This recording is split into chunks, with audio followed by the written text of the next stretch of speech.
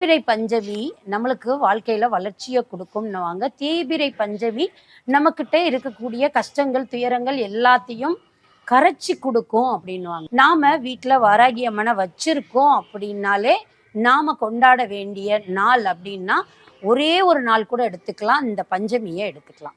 இந்த பஞ்சமி மாசத்துக்கு 2 தடவை வரும். அதாவது அமாவாசையிலிருந்து 5வது நாள், பௌர்ணமியிலிருந்து 5வது நாள். இந்த பூஜையில நாம கருப்பு உளுந்த வடை அம்பாளுக்கு படைக்கலாம். வீட்டில் இருக்கக்கூடிய அம்பாளுக்கு நான் சிம்பிளா எப்படிங்க அபிஷேகம் பண்றது அப்படின்னு கேட்டிங்கன்னா, மஞ்சள் அரைச்சு அவளுக்கு அபிஷேகம் பண்ணலாம். மஞ்சள் அரைக்கிறதோ அல்லது வீட்டில் இருக்கிற மஞ்சளையோ நம்ம கரைச்சு அம்பாளுக்கு அபிஷேகம் பண்ணலாம். வீட்டில் இருக்கிற பொருளே போதும். பால், தயிர், மஞ்சள், அது மாதிரி கொஞ்சம் குங்குமம், இளநீர், இந்த மாதிரி ஒரு 5 பொருள் அம்பாளுக்கு எல்லாமே 5 5 கூட எடுத்து வச்சு கூட நீங்க பூஜை பண்ணலாம். அதுவே